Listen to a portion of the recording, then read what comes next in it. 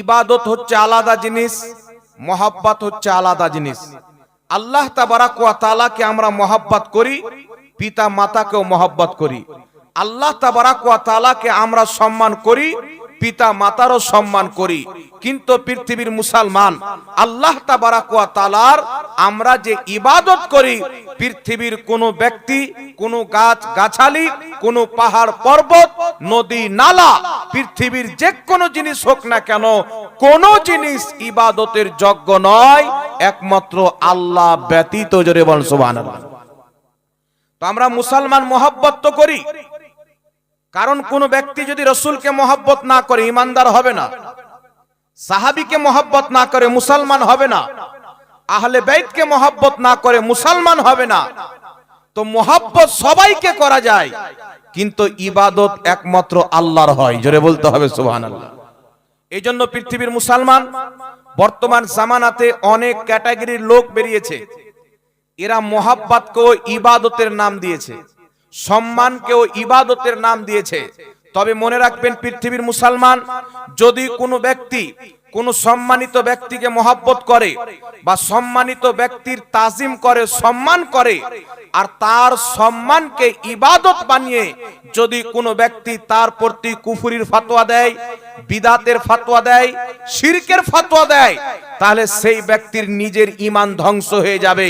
কারণ রাসূল পাক সাল্লাল্লাহু আলাইহি ওয়াসাল্লাম ইসলামের যে বিধান আমাদেরকে দিয়েছেন, যদি কোনো ব্যক্তি এক মুসলমানকে যদি কাফির বলে বা মুশরিক বলে, আর সেই মুসলমান যদি মুশরিক না হয়, যেই ব্যক্তি মুশরিক বলবে সেই ব্যক্তি নিজেই মুশরিক হয়ে যাবে। একজন ব্যক্তি একজনকে যদি কাফির বলে, সেই ব্যক্তি যদি কাফির না হয়, যেই ব্যক্তি কাফির বলবে সেই ব্যক্তি নিজেই কাফির হয়ে যাবে। তো এখান থেকে কি শিক্ষা পেলাম? যদি কোনো ব্যক্তি গুনহার কাজ করে তবুও তাকে কাফির মুশরিক বলা যাবে না। কারণ রাসূল পাক সাল্লাল্লাহু আলাইহি সাল্লাম বলেছেন, গুনাহের কারণে কোনো ব্যক্তি কাফির হয় না। মানুষ চুরি করে, চুরি করলে গুনাহ হবে কিন্তু কাফির হবে না। মানুষ আপনার দারু পান করে, দারু পান করলে গুনাহ হবে কিন্তু কাফির হবে না। হযরত ওমর ফারুক রাদিয়াল্লাহু তাআলা আনহুর বেটা দারু পান করেছিলেন, তিনি তার প্রতি হদ জারি করেছিলেন কিন্তু কাফিরের ফতোয়া দেয়নি। এই জন্য পৃথিবীর মুসলমান গুনাহ করার কারণে যদি একজন পাপীকে, একজন গুনহেগারকে কোনো ব্যক্তি কাফির বলে দেয়, তাহলে সেই ব্যক্তি নিজেই কাফির হয়ে যাবে। কারণ কাফির কাকে বলে?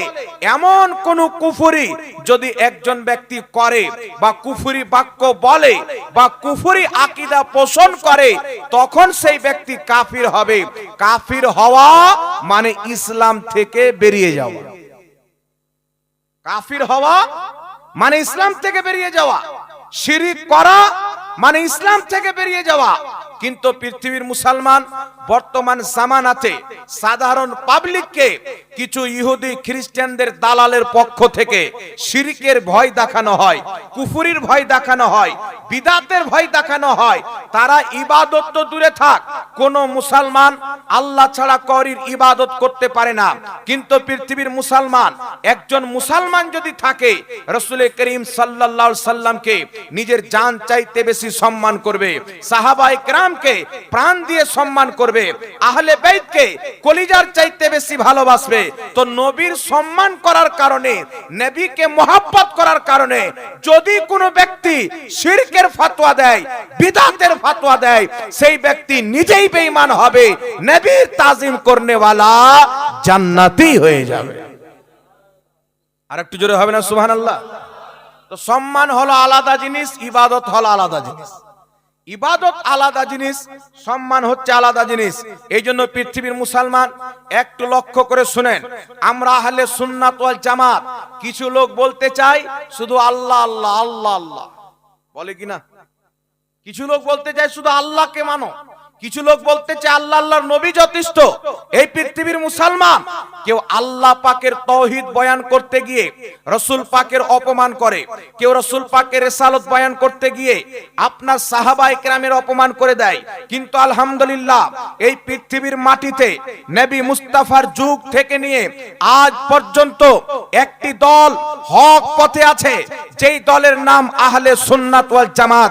সুন্নি হানাফি মুসলমান এই আহলে সুন্নাত ওয়াল জামাতের কলিজার মধ্যে সর্বপ্রথম খোদার মহব্বত আছে, তারপর রাসূলের মহব্বত আছে, তারপর সাহাবার মহব্বত আছে, তারপর আহলে বাইতের মহব্বত আছে, তারপর ওলি আউলিয়ার মহব্বত আছে।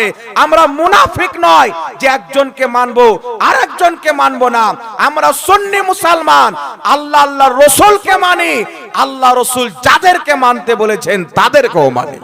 নারে তাকবীর, নারে রিসালাত, মাসলাকে আলা হযরত উলামায়ে সুন্নাত। শুনেন, একটু ধ্যান দিয়ে শুনেন বাবা, বর্তমান জামানার পরিস্থিতি কি আছে আপনাকে বলতে চাই। এই বর্তমান যুগে অনেক পেপারের মধ্যে দেখতে পাওয়া যায়, সোশ্যাল মিডিয়ার মাধ্যমে দেখতে পাওয়া যায়, এলাকাতে ঘটনা ঘটতে দেখতে পাওয়া যায়। কি ঘটনা দেখতে পাওয়া যায়? প্রেমিক প্রেমিকার জন্য ফাঁসিতে ঝুলে গেছে, বিষ পান করে নিয়েছে, জেলে বন্দী হয়ে গেছে, নিজের এলাকা ছেড়ে চলে গেছেন, এমন কি যে ভারত দেশ পর্যন্ত ছেড়ে দিয়েছেন একজন প্রেমিক প্রেমিকার জন্য। এই রকম কত ঘটনা ঘটে। কিন্তু পৃথিবীর মুসলমান একটু হাদিসের দিকে যদি লক্ষ্য করি, কোরআন পাকের দিকে যদি লক্ষ্য করি, আল্লাহু আকবার কবীরা, এই পৃথিবীর মাটিতে এমন একজন মহান ব্যক্তি আছে যেই মহান ব্যক্তির মহব্বত স্বয়ং স্রষ্টা রব্বুল আলামিন বাড়িয়েছেন। এক কথা আল্লাহ পাকের পর, আল্লাহ পাকের মহব্বতের পর বাবা হতে পারে, মা হতে পারে, প্রেমিক হতে পারে, স্ত্রী হতে পারে, কুল কায়নাত হতে পারে। আল্লাহ পাকের মহব্বতের পর কুল কায়নাত চাইতে বেশি মহব্বত মুহাম্মদ রাসূলুল্লাহকে করতে হবে, আমার নবীকে করতে হবে, তিনার তাজিম করতে হবে। এখন আপনার সম্মুখে কয়েকটি হাদিস পেশ করতে চাই, সাহাবায়ে কেরাম কিভাবে তাজিম করতেন।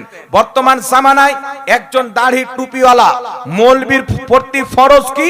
একজন মৌলবীর বক্তব্য শুনে কলিজার মধ্যে মুহাম্মদ রাসূলুল্লাহর মহব্বত এমন ভাবে গেঁথে যাবে যে রাসূলের জন্য যদি পরাণ দিতে হয় মানুষ এদিক ওদিক তাকাবে না, জীবন পর্যন্ত দিয়ে দিবে। একজন আলিমের বক্তব্য শুনে নবীর তাজিম বাড়বে, রাসূলের মহব্বত বাড়বে, নবীর সুন্নাতের দিকে এগিয়ে যাবে। কিন্তু বর্তমান জামানাতে দাড়ি টুপিওয়ালা ইসলামিক স্কলার নামের কিছু শয়তান মার্কেটে বেরিয়েছে। এরা মুশরিকদেরকে বাদ দিয়ে দিয়েছে, মূর্তি পূজারীকে বাদ দিয়ে মুসলমানের পিছনে লেগে আছে। কেউ যদি রাসূলের পাককে দাঁড়িয়ে সালাত ও সালাম জানায়, বিদাত আর শিরক বলে ফতোয়া দিবে। কেউ যদি নবীর নামকে চুমুন দেয়, বিদাত শিরক বলে ফতোয়া দিবে। কিন্তু পৃথিবীর মুসলমান আপনাকে বলতে চাই, সাহাবা রাসূলকে কেমন মহব্বত করতেন। উঠান বুখারী শরীফ, এই বুখারী শরীফের মধ্যে লিপিবদ্ধ রয়েছেন আল্লাহর নবী যখন উযু করতেন, সাহাবায়ে কেরাম রাসূল পাকের হাত ধোয়া পানি, নবী পাকের কুলি করা পানি, নবী পাকের নাকে দেওয়া পানি, নবী পাকের পাও ধোয়া পানি সাহাবায়ে কেরাম নিজের চুল্লুতে নিয়ে চেহারাতে লাগাতেন, নিজের সিনাতে লাগাতেন, চেহারাতে লাগাতেন, নিজের সিনাতে লাগাতেন। এমন কি যে আমার আপনার নবী উযু করতেছেন, একজন সাহাবী সামনে এসেছেন, আল্লাহর নবী মুস্তাফার মুখে পানি আছেন, নবী পাক নিজের মুখের কুলির পানি ওই সাহাবার চেহারাতে ফেলে দিলেন। অন্য সাহাবা বর্ণনা করছেন ওই সাহাবার বয়স 80 বছর হয়েছিল, তিনার হাত পাও শরীরের অঙ্গ পতঙ্গর বয়স 80 বছর মনে হতো, আর তিনার চেহারার বয়স যুবক মনে হতো 18 বছরের। নারে তাকবীর, নারে রিসালাত, মাসলাকে আলা হযরত। কেমন তারা রাসূলের পাককে মহব্বত করেছেন পৃথিবীর মুসলমান। আল্লাহর নবী সাল্লাল্লাহু আলাইহি ওয়াসাল্লামকে শুধু সাহাবায়ে কেরাম নয়, যারা মহিলা সাহাবিয়া ছিলেন নিজের সন্তানকে জিদ্দের ময়দানে পাঠিয়েছেন। ইমাম কাজী আয়াজ রাহমাতুল্লাহ আলাইহি শিফা শরীফের মধ্যে একটি হাদিস লিপিবদ্ধ করেছেন। একজন সাহাবী জিদ্দের ময়দানে শহীদ হয়ে গেছেন। জিদ্দ যখন কমপ্লিট হয়েছেন, তিনার মা জিদ্দের ময়দানে গিয়েছেন, যাওয়ার পর নিজের বেটার লাশকে নিয়ে শুধু পিঠ চেক করছেন, পিছনকার কাপড়টা তুলে পিঠের ধুলাবালিকে ঝেড়ে চেক করতেছেন ডান দিক বাম দিকে ঘুরিয়ে ঘুরিয়ে। সাহাবী বলছেন, এই মহিলা যদি কওরির বেটা শহীদ হয় সেই মহিলার চোখ দিয়ে পানি বের হয়, কিন্তু তুমি তার পিঠ কেন চেক করছো? ওই মহিলাটি বলেছিলেন, শোনো, আমি যখন আমার সন্তানকে জিদ্দের ময়দানে পাঠাই, আমি বলেছিলাম বেটা ওই জিদ্দের ময়দানে মুহাম্মদ রাসূলুল্লাহ রয়েছেন, তুমি নবী মুস্তাফার চতুর সাইডে পাহারাদারি করবে। আর শোনো, খবরদার একটাও তীর যেন তোমার পিঠে না লাগে। যদি পিঠে তীর লেগে যায়, আমি মা মনে করব তুমি পালিয়ে আসতেছিলে তাই তোমার পিঠে তীর লেগেছে, আমি দুধের ঋণ শোধ করব না। কিন্তু আলহামদুলিল্লাহ মহিলাটি বলছেন, আল্লাহর শুকরিয়া, আমার ছেলে যতটা তীর খেয়েছে নিজের সিনাতে খেয়েছে, একটাও পিঠে। नारे तकबीर, नारे रिसालत, मसला के आला हजरत, मसला के आला हजरत। এই জন্য পৃথিবীর মুসলমান রাসূল পাকের মহব্বত কত ছিল শুনেন। পৃথিবীর মুসলমান নবী পাক এলান করলেন, তোমরা জিদ্দের ময়দানে চলো। একজন মহিলা বেরিয়ে গেলেন, একজন মহিলা নিজের স্বামীকে ভাইকে জিদ্দের ময়দানে পাঠিয়ে দিলেন। পাঠানোর পর জিদ্দের ময়দান যখন কমপ্লিট হয়েছে, মহিলাটি খবর পেয়েছে যুদ্ধ কমপ্লিট, দৌড় দিয়ে জিদ্দের ময়দানে যাচ্ছেন। যারা জিহাদ করে আসতেছেন ধরে ধরে জিজ্ঞাসা করছেন, বলো আমার নবী কেমন আছে, রাসূলে পাক কেমন আছেন? সাহাবায়ে কেরাম বলতেছেন, মহিলা নবী মুস্তাফার খবর নিচ্ছ, তুমি তোমার বাপকে পাঠিয়েছিলে, তোমার বাবা কিন্তু শহীদ হয়ে গেছে, তোমার ভাই শহীদ হয়ে গেছে, তুমি তোমার স্বামীকে পাঠিয়েছিলে, স্বামীও শহীদ হয়ে গেছে। মহিলাটি দৌড় দিয়ে যাচ্ছেন জিদ্দের ময়দানে, নবীকে খোঁজাখুঁজি করছেন। মহিলার বক্তব্য হচ্ছে, বাপ পরে মুস্তাফা আগে, ভাই পরে মুস্তাফা আগে, স্বামী পরে, নবী পাক আগে। মহিলাটি খুঁজতে খুঁজতে সামনে যখন রাসূলে পাককে দেখেছেন, ওই মহিলাটি একটা কথা বলেছিলেন, ইয়া রাসূলুল্লাহ, আপনি সহি সালামত আছেন, আপনার সামনে আমি আমার প্রত্যেক দুঃখকে তুচ্ছ মনে করি, আমার প্রত্যেক দুঃখকে তুচ্ছ মনে করি। এই পৃথিবীর মুসলমান তারা রাসূলে পাককে কত মহব্বত করেছেন। আমার নবী এলান করছেন, সাহাবী জিদ্দের ময়দানে যেতে হবে, যারা যুদ্ধ করতে পাবে অস্ত্র নিয়ে বেরিয়ে যাও, আর যারা যুদ্ধ করতে পারবে না তারা অস্ত্রগুলি জমা করে দাও। নবীর কদমে সব অস্ত্র রাখতেছেন। একজন মহিলা একটা ছোট বাচ্চা নিয়ে আমার আপনার নবীর সামনে চলে এসেছেন। আসার পরে বলছেন, ইয়া রাসূলুল্লাহ, আমার এই সন্তানকে যুদ্ধের ময়দানে নিয়ে যান। রাসূলে পাক বলছেন, মা তোমার এই ছোট বাচ্চা কি করতে যুদ্ধের ময়দানে নিয়ে যাব? এ তো তলোয়ার চালাতে পারবে না, এ তো লড়াই করতে পারবে না। মহিলাটির চোখ দিয়ে পানি বের হচ্ছে আর বলছে, ইয়া রাসূলুল্লাহ, আমার এই ছোট বাচ্চা তীর চালাতে পারবে না, তলোয়ারের ওয়ার করতে পারবে না, কিন্তু ইয়া রাসূলুল্লাহ আমার স্বামী বেঁচে নাই, আমার স্বামী যুদ্ধের ময়দানে শহীদ হয়েছে, আমার বাপও শহীদ হয়েছে, তাই আমার পাঠানোর কেউ নাই, আমার এই সন্তানকে নিয়ে যান। তলোয়ার চালাতে না পারলে কি হলো, তলোয়ার চালাতে না পারলে কি হলো, আমার এই সন্তানের মধ্যে এমন একটি গুণ রয়েছে, এই গুণ যুদ্ধের ময়দানে কাজে আসবে। ইয়া রাসূলুল্লাহ, আমার এই সন্তানকে যদি কোনো ব্যক্তি মহব্বতের সহিত আদর করে একটা চুমো দিয়ে দেয়, আমার সন্তান তাকে চিপকে ধরে নেয়। ইয়া রাসূলুল্লাহ, যুদ্ধের ময়দানে আমার সন্তানকে কোলে নিয়ে থাকবেন, যখন কোনো কাফির আপনার দিকে তীর চালাবে, আপনি আমার সন্তানকে একটা মহব্বতের চুমন দিবেন, আমার সন্তান আপনাকে চিপকে ধরে তীর আপনার দেহে লাগতে দিবে না, নিজের শরীরে তীর খেয়ে আপনার হেফাজত করবে। সুবহানাল্লাহ, সুবহানাল্লাহ। আমি চাই আপনার হেফাজত করতে গিয়ে আমার সন্তান যেন শহীদ হয়ে যায়। এই পৃথিবীর মুসলমান কত রাসূলে পাককে মহব্বত করতেন। আল্লাহ পাক কোরআনে কি বলেছেন, ইয়া আইয়ুহাল্লাযীনা আমানু লা তাত্তাখিযু আবাআকুম ওয়া ইখওয়ানাকুম আউলিয়া। আল্লাহ পাক বলছেন, হে ঈমানদার ব্যক্তিগণেরা, যদি তোমার আপন জন্মদাতা পিতা, যদি তোমার আপন ভাই ঈমান আনার পর, নিজেকে মুসলমান বলার পর কুফরিকে পছন্দ করে, আল্লাহর বেয়াদবি করে, নবীর গুস্তাখের দলে চলে যায়, নবী পাকের বেয়াদবি করে, আল্লাহ পাক বলছেন, লা তাত্তাখিযু, যদি তোমার আপন বাপ হয়, যদি তোমার আপন ভাই হয়, তার সাথে তোমার কোনো সম্পর্ক থাকতে পারে না, কোনো বন্ধুত্ব থাকতে পারে না, আপোষ থাকতে পারে না। কারণ হচ্ছে পৃথিবীর মুসলমান, সহিহ বুখারীর মধ্যে হাদিস, আল্লাহর নবী সাহাবীকে জিজ্ঞাসা করছেন, সাহাবী ইসলামের সবচাইতে উত্তম আমলটা কি, উত্তম কাজটি কি? কোন সাহাবী বলছেন ইয়া রাসূলুল্লাহ ইসলামের সর্বোত্তম কাজ হচ্ছে নামাজ। নবী বলছেন না। রাসূলে পাক বলছেন বলো, অন্য কেউ বলো। আবার কেউ বলছেন হুজুর রোজা। নবী বলছেন না। কেউ বলছেন যাকাত। নবী বলছেন না। কেউ বলছেন জিহাদ। নবী বলছেন না। ইসলামের সবচাইতে গুরুত্বপূর্ণ জিনিস হচ্ছে তুমি কাউরির সাথে বন্ধুত্ব রাখবে তো আল্লাহ আল্লাহর রাসূলের জন্য রাখো, দুশমনি করবে তো আল্লাহ আল্লাহর রাসূলের জন্য করো।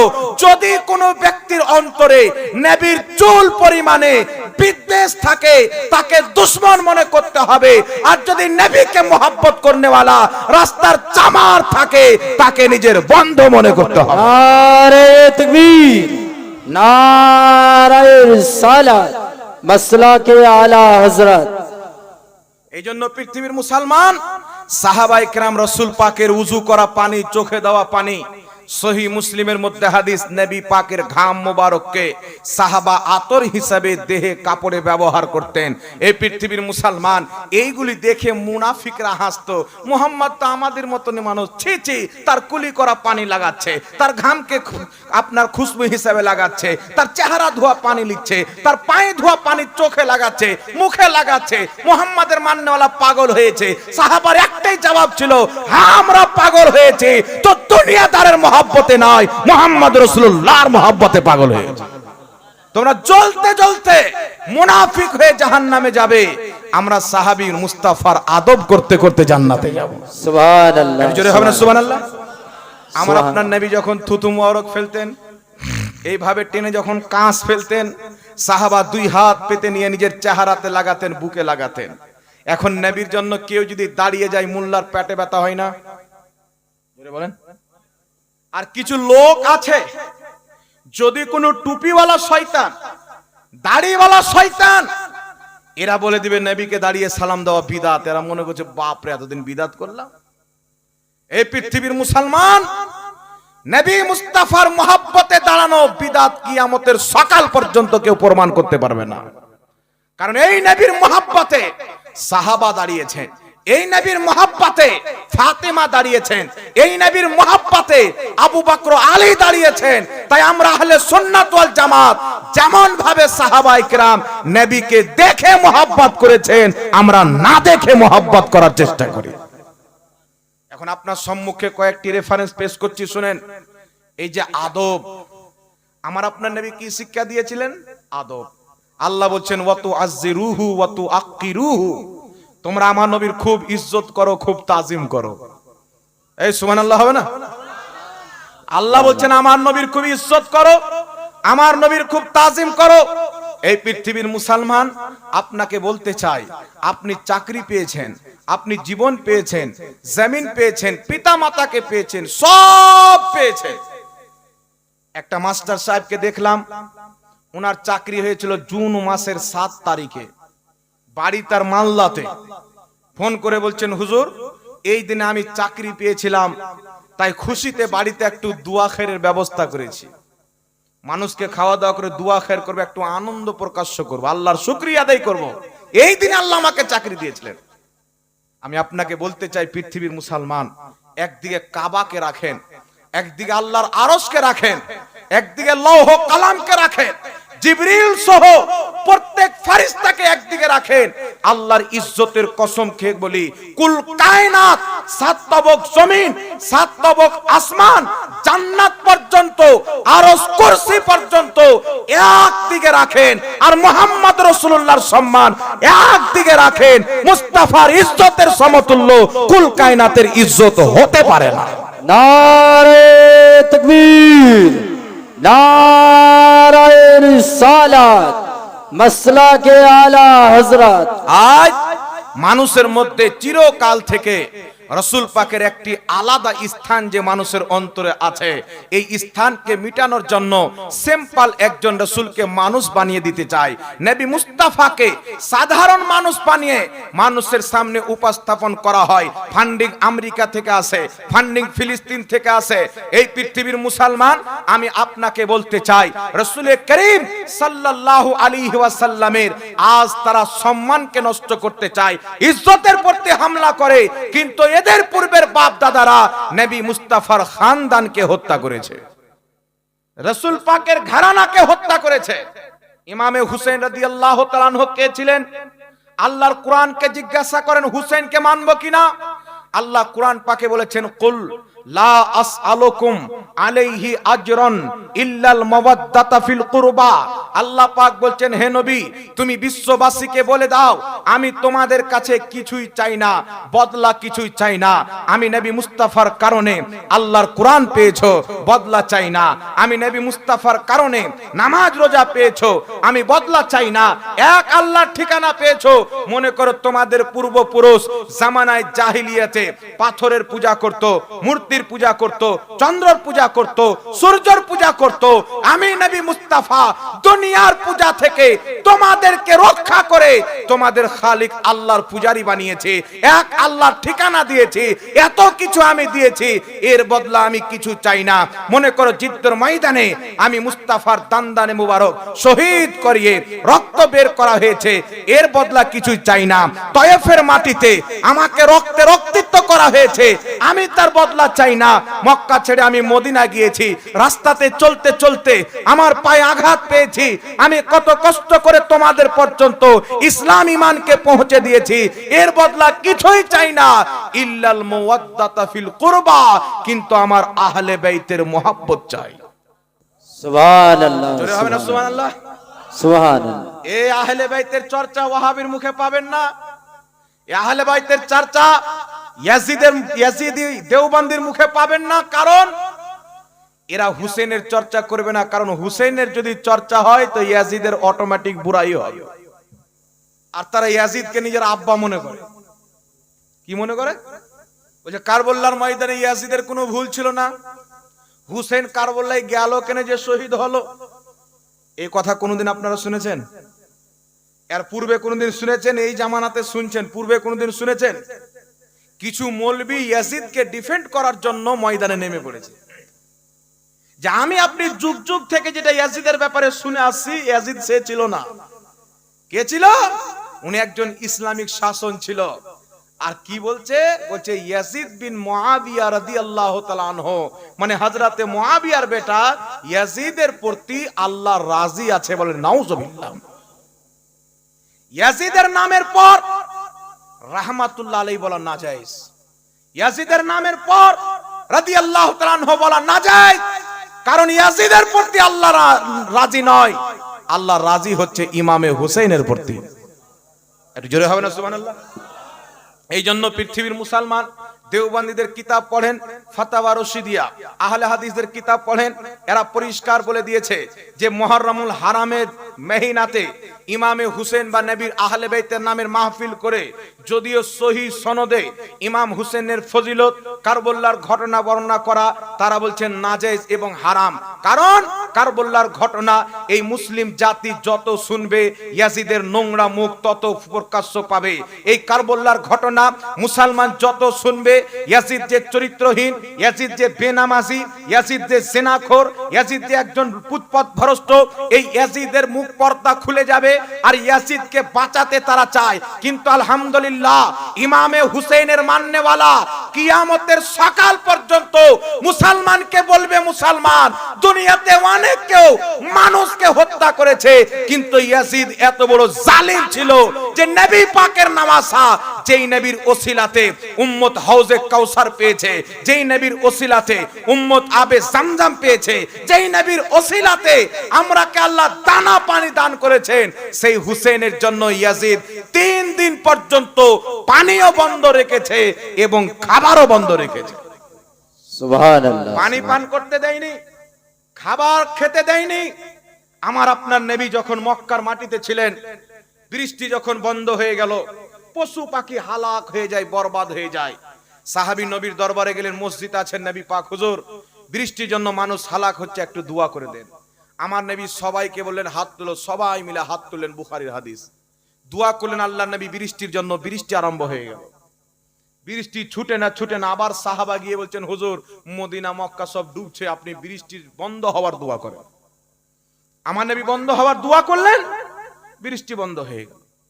তো যেই নবী হাত তুললে আল্লাহ বৃষ্টি দান করেছেন, উমর ফারুকের জামানায় বৃষ্টি বন্ধ হয়ে গেল। মুসান্নাফ ইবনে আবি শাইবার মধ্যে সহিহ সনদে হাদিস, মানুষ দোয়া করছেন ইস্তিসকার মসজিদে গিয়ে, সব জায়গাতে ইস্তিসকার নামাজ পড়ছে, তাহাজ্জুদের নামাজ পড়ছে, দোয়া হচ্ছে, দোয়া কবুল হয় না। হযরতে বিলাল বিন হারিস আমার নবীর কবরে গিয়ে দোয়া করছেন, ইয়া রাসূলুল্লাহ আপনার উম্মত হালাক হচ্ছে, একটু বৃষ্টির ব্যবস্থা করে দেন। আমার নবী স্বপ্নে এসে বলছে বৃষ্টি হবে, তার পরের দিন দেখছে বৃষ্টি হচ্ছে। জোরে বল সুবহানাল্লাহ। তো যেই নবী মুস্তাফা দুনিয়াকে পানি পান করিয়েছেন, খাবার খাইয়েছেন, পেটে নিজে পাথর বেঁধেছেন, লোককে খাইয়েছেন, এই জমিনের খাজানার পানির মালিক আল্লাহ কাকে বানিয়েছেন? নবীকে। এই জমিনের খাজানার খাবারের মালিক আল্লাহ কাকে বানিয়েছেন? নবীকে। আল্লাহ তাবারাক ওয়া তাআলার হাবিব বুখারী শরীফের মধ্যে বলছেন, আমার আপনার নবী বলছেন, ইন্নী মাফাতিহা খাজাইনিল আরদ, নিশ্চয় আল্লাহ পাক জমিনের সমস্ত খাজানার চাবি আমি নবী মুস্তাফাকে দিয়ে দিয়েছেন। বুখারীর মধ্যে নবী বলছেন, ইন্নাল্লাহা ইউতি ওয়া ইন্নামা আনা কাসিম, নিশ্চয় আল্লাহ দেনেওয়ালা, আমি মুস্তাফা বাটনেওয়ালা। তো যে ফুরাতের পানি বন্ধ করা হয়েছিল, ওই ফুরাত ইয়াজিদের নয়, ওই ফুরাতের মালিকানা আল্লাহ মুহাম্মদ রাসূলুল্লাহকে দিয়েছিলেন। আর তিনারই আওলাদ নবী পাক সাল্লাল্লাহু আলাইহি সাল্লামের একটি খাসিয়াত হচ্ছে, আমাদের বংশ চলে আমাদের ছেলের মাধ্যমে, তাই না? আমাদের খানদান চলে আমাদের ছেলের মাধ্যমে। রাসূল পাক বলছেন, আমার খানদান কিয়ামত পর্যন্ত চলবে আমার মেয়ে ফাতেমার মাধ্যমে। জোরে হবে না সুবহানাল্লাহ? নবী পাক হযরতে হাসান হুসেনকে নিজের বেটা বলতেন। আল্লাহর নবী সাল্লাল্লাহু আলাইহি সাল্লাম একদিন ফাতেমার বাড়ি গেলেন, একটা চাদর মেলে দিলেন। ঘরের মধ্যে রাসূল পাক আছেন, একটা চাদর মেললেন, গায়ে যেটা দিয়েছিলেন, বলছেন ফাতেমা চলে এসো, হাসান চলে এসো, হুসেন চলে এসো, আলী চলে এসো। মা ফাতেমা, হাসান, হুসেন, আলী ইনারা চাদরে আসলেন। আমার নবী তাদেরকে ঢাকলেন। ঢাকার পর রাসূল পাক দোয়া করছেন, আল্লাহ এরা হচ্ছে আমার আহলে বাইত, এরা আমার রক্তের লোক, এরা আমার পরিবারের লোক, এদেরকে তুমি পবিত্র করে দাও। আল্লাহ আয়াতে তাতহির নাজিল করে বলেছিলেন, মাহবুব আল্লাহ তো এটাই চাই, তোমার আহলে বাইতের মধ্যে থেকে প্রত্যেক অপবিত্রতাকে আমি আল্লাহ দূরে সরিয়ে দিয়েছি। বল সুবহানাল্লাহ। দূরে সরিয়ে দেওয়ার কারণে মা ফাতেমা রাদিয়াল্লাহু তাআলা আনহা ইনি যে নামাজ পড়তেন, আমার মা বোনদের একটা মাসে রক্ত আছে, যেটার কারণে তাদের প্রতি নামাজ মাপ থাকে, রোজার মাসে আসলে রোজা কাজা করতে হয়, নাকি জানেন তো আপনারা? কিন্তু মা ফাতেমার মধ্যে সেই রক্ত ছিল না। সুবহানাল্লাহ বলেন। সেই রক্ত ছিল না। হযরতে উসমান গনি, তিনার সাথে নবীর একজন মেয়ের বিয়ে হলেন। দীর্ঘদিন পর নবী পাকের মেয়ে ইন্তেকাল করলেন। আবার আরেকজন মেয়ের বিয়ে আল্লাহর নবী উসমান গনির সাথে দিলেন। নিজের দুইজন মেয়ের বিয়ে রাসূল পাক একের পর এক হযরতে উসমান গনির সাথে দিয়েছিলেন। মনে রাখবেন, একই সাথে চারটা বিবাহ করে চারটা স্ত্রী রাখা শরীয়তে জায়েজ আছে, তবে দুই বোনকে একসাথে বিবাহ করে রাখা হারাম আছে। কথা বুঝতে পারছেন? এইজন্য আমার নবী একের পর এক বিয়ে দিয়েছিলেন। তো নবীর দুই মেয়েকে বিয়ে করার জন্য আল্লাহর পক্ষ থেকে হযরতে উসমান গনিকে তারিখে দামেস্ক কিতাবের মধ্যে হাদিসটি রয়েছেন, তিনাকে যুন্নুরাইন বলা হলো, দুই নূরের অধিকারী। বলছে দুই নূরের অধিকারী কি করে হলো? বলছে আমার নবী তো নূর, নবী মুস্তাফার বাড়িতে যে বাচ্চা জন্ম নেয় সেটাও নূরের জন্ম নেয়। আর একটু জোরে হবে না সুবহানাল্লাহ? তো নবীর দুই মেয়েকে বিয়ে করার জন্য উসমান গনি যুন্নুরাইন, দুই নূরের অধিকারী। তো নবীর মেয়ে যদি নূর হয়, যারা নবীকে এখন নূর বলতে অস্বীকার করে, কত রকমের যুক্তি দিয়ে কৌশল দিয়ে নবীকে মাটি প্রমাণ করতে চায়। একজন বলছেন রাসূল খাওয়া দাওয়া করতেন, আমি বললাম আল্লাহ চেয়েছেন নূরকে খাওয়া দাওয়া করিয়েছেন। একজন বলছে রাসূলের রক্ত বেরিয়েছেন, আমি বললাম আল্লাহ পাকের কুদরত, আল্লাহ চেয়েছেন নবী নূর, তবে নবীর নূরের মাধ্যমে রক্ত বের করিয়েছেন। আল্লাহ তাবারাক ওয়া তাআলা চেয়েছেন নবীকে আওলাদ দিয়েছেন। আমার আল্লাহ, আরে নূর তো নূর, আল্লাহ যদি চায় আসমান থেকে বৃষ্টি না বর্ষণ করে শুধু সন্তান বর্ষণ করতে পারে, পারে না? একটু জোরে বলেন, পারে না? আল্লাহ পাকের কুদরত, নলেজ খাটিয়ে কি বলছো? আল্লাহ কুরআন পাকে নবীকে নূর বলেছেন, নবী বলছেন আল্লাহ পাক সর্বপ্রথম আমার নূর তৈরি করেছেন। এখানে মুস্তাফার কথা চলবে, কওরির দালালি চলবে না, কওরির যুক্তি চলবে।